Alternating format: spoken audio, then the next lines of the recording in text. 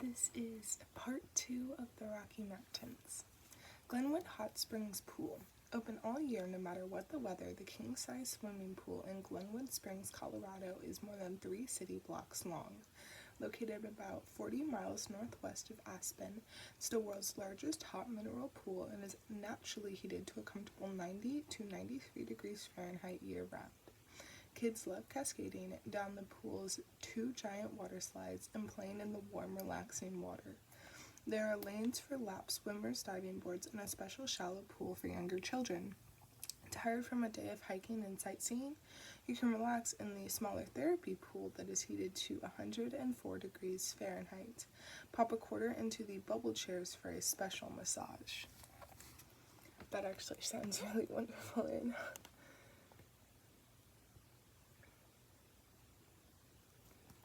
And then there's the little camera. Great Sand Dunes National Park and Preserve.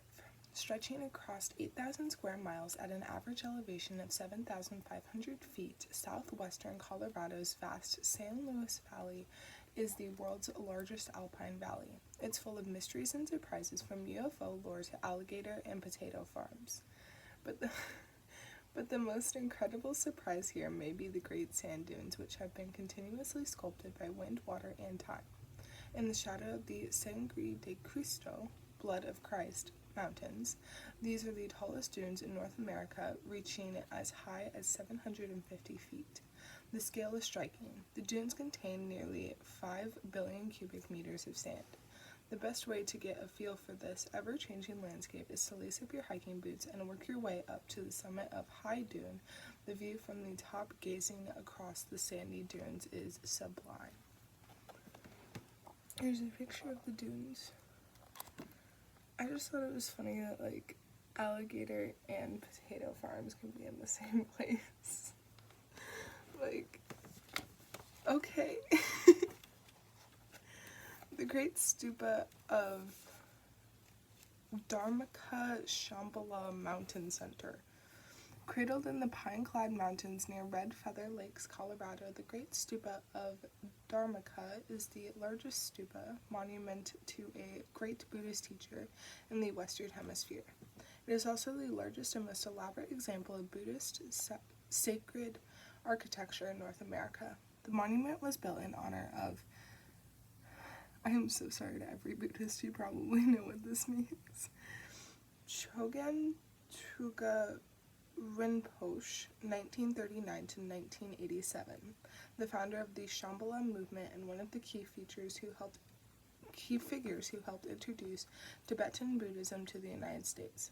Construction of the Great Stupa of Dharmaka began in 1988, and the monument was consecrated in 2001. The 108-foot-high masterpiece is a mesmerizing work of ornate art laden with meaningful symbolism. Engineers built it with reinforced concrete so it will last a millennium. There's a picture of the Buddhist monument.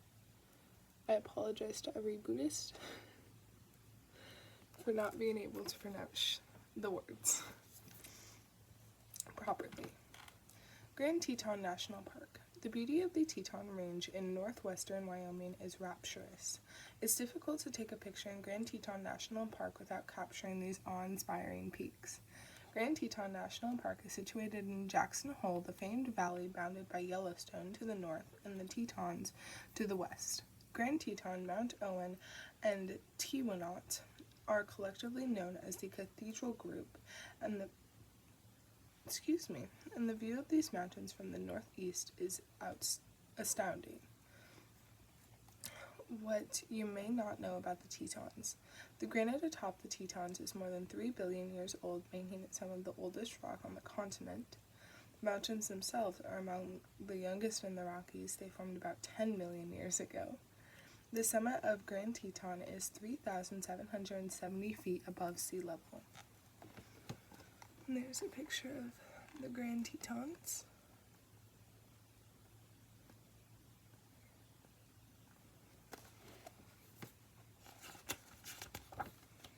Yellowstone National Park. Yellowstone National Park in Wyoming, Montana, and Idaho was the world's first national park. At 2.2 million acres, it is one of North America's largest areas of protected wilderness. These distinctions have preserved Yellowstone's wild nature and made it a model for other parks. One striking aspect of Yellowstone is the volcanic plumbing below Earth's surface that powers geothermal features, including dramatic geysers such as Old Faithful, steaming fumaroles, holes in volcanic regions that issue vapors and hot gases, bubbling hot pools, and bleaching mud pots. Yellowstone is one of only 2 intact geyser basins on the planet. The other, on the Dharmaka Peninsula in Russia, is much less accessible. Yellowstone's wildlife is every bit as astounding as its thermal features.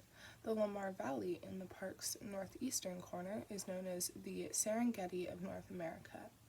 There are more large mammals here, such as deer, moose, elk, bison, deers, and wolves, than in any other ecosystem in the continent.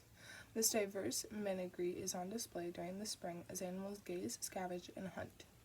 Yellowstone's wealth doesn't begin and end with the geysers and the animals. The park is a trove of aquatic wonders, especially Yellowstone Lake, the largest high-altitude lake in the continental United States at 7,733 feet above sea level, and the spectacular geothermal theatrics on its shores at West Thumb.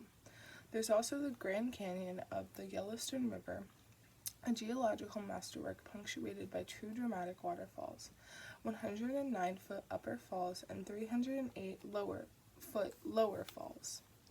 It took an earthquake to knock Old Faithful off its schedule. The geyser erupted every 76 minutes until a 1998 earthquake rocked the area. Eruptions now occur every 80 minutes. There's a picture of Yellowstone erupting. It is really cool to see it erupt, I will say that. It is beautiful. The lakeside thermal features at West Thumb are among the many spectacular sights at the park. And that just looks really cool too.